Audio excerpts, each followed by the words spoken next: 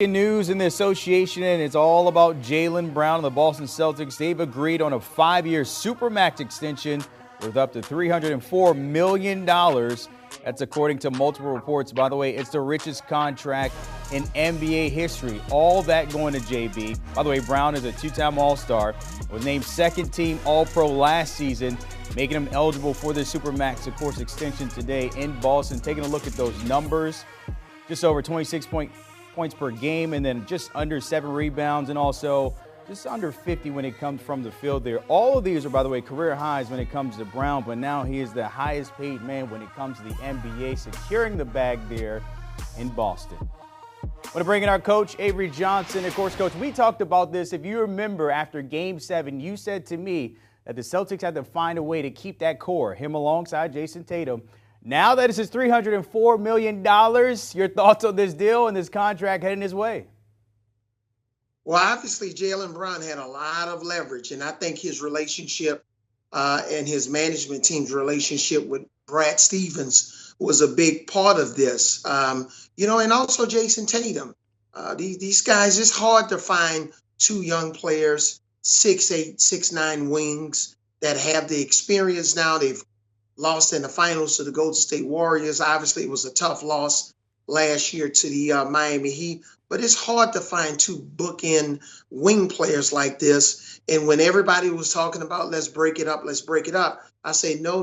That would set your franchise back probably 10 years. They're still one of the top teams in the Eastern Conference. Now that they have guys that are, 25, 26 years old, add Porzingis to the mix. I think Boston is set up well to try to give themselves an opportunity within the next 3 to 5 years to having a chance to win a championship, and Jaylen Brown's going to be a huge part of it. Yeah, huge chunk of it, $52 million for next season. That's just 1 year of that contract there. I see you licking your chops here, Coach. But you mentioned there they had the unicorn. They added that along to Jason Tatum.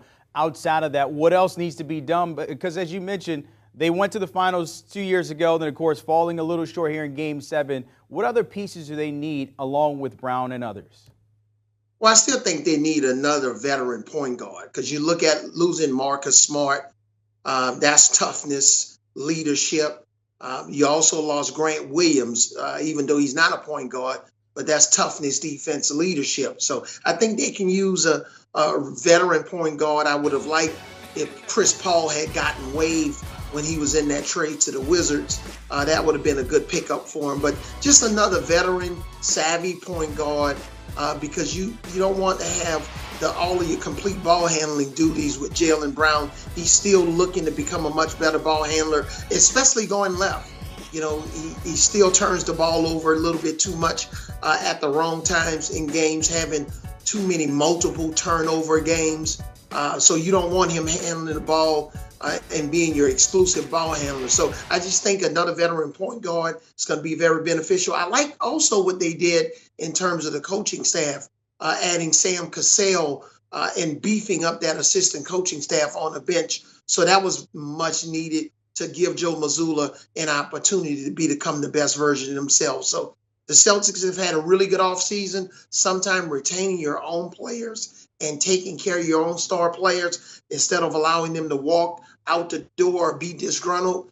The Celtics, this is a win for the Celtics. So JB, of course, locked in at 2028-29, but next year Tatum is eligible for a 5-year, $318 million supermax in the summer of 24. I'm curious now that let's just step aside and get on the court here. Where do you have them in the East? Because the Heat are still there as well. The Bucks and Giannis will be coming back. Where do you have them pegged in the Eastern Conference? I still have them as one of the top two teams. Miami lost too much in the offseason with Strus going to Cleveland and Vincent going to the Lakers. So I believe Miami's taken a step back. So I like the Celtics and the Bucks as my top two teams in the Eastern Conference. And, let me just sidetrack for a second. Boy, if Jaylen Brown can get a $300 million contract, wow, wait till Jokic becomes eligible for an extension with the Denver Nuggets. Wow, he's going to break the bank. So I'm curious, does this put kind of trade rumors when it comes to Tatum and others? Is that put to bed now? Oh yeah, that's over with. No more trade rumors. He's going to be there for the foreseeable future. Again, these guys are kind of Scotty and Michael. I know they're not getting along in life right now, but in the past they've gotten along really well on the court, and that's what the Celtics are trying to duplicate, that type of 1-2 punch, especially at the forward, small forward and guard position. $600 million between two guys. That is just crazy to think about, that this time next year in 2024 for Tatum when that happens. As always. What happened to inflation? What happened to inflation?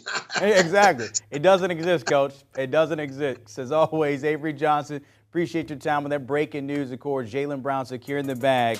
5 years, $204 million.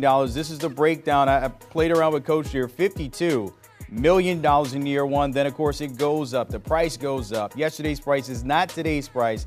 56 and 25, 60 and 26, and then you see it right there, 69 in 2028. Crazy to think, but Jaylen Brown has now the richest contract in NBA history.